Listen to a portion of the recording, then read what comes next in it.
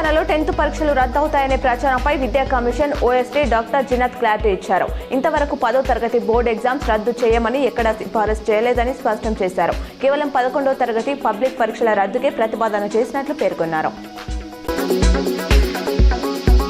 బడ్జెట్లో రాజీవ్ యువ వికాసం పథకానికి ప్రభుత్వం రూపాయలు 6,000 కోట్లు కేటాయించింది. దీంతో కొంతకాలంగా వాయిదా పడుతూ వచ్చిన ఈ స్కీమ్ త్వరలోనే పట్టాలెక్కనుంది.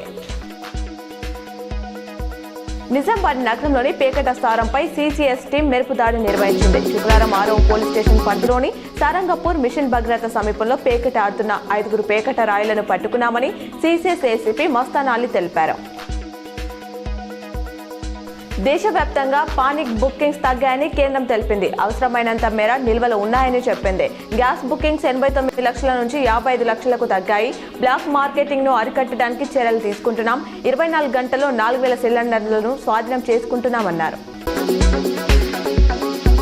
తెలంగాణ మరో శ్రీలంక కాబోతుందని కేంద్ర మంత్రి బండి సంజయ్ రాష్ట్ర ప్రభుత్వాన్ని విమర్శించారు. ఇది ప్రజలను వచించే బడ్జెట్ అని, అంకెల ఆర్భటాలు తప్ప ఒరిగేదేమీ లేదని మీడియాతో అన్నారు.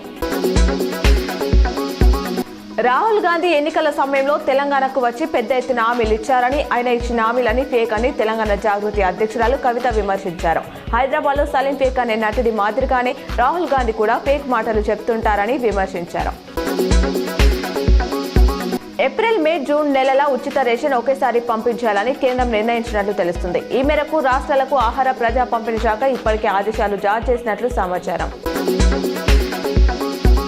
ఎర్రజొన్నల విత్తనాలు ఇచ్చిన వ్యాపారులే రూపాయలు 4,000 చొప్పున కొనుగోలు చేయాలని రైతు ఐక్య కార్యాచరణ వేదిక డిమాండ్ చేసింది. శుక్రవారం నిజామాబాద్ కలెక్టరేట్లో అదనపు కలెక్టర్ కిరణ్ కుమార్ ను కలిసి వినతి పత్రం అందజేశారు.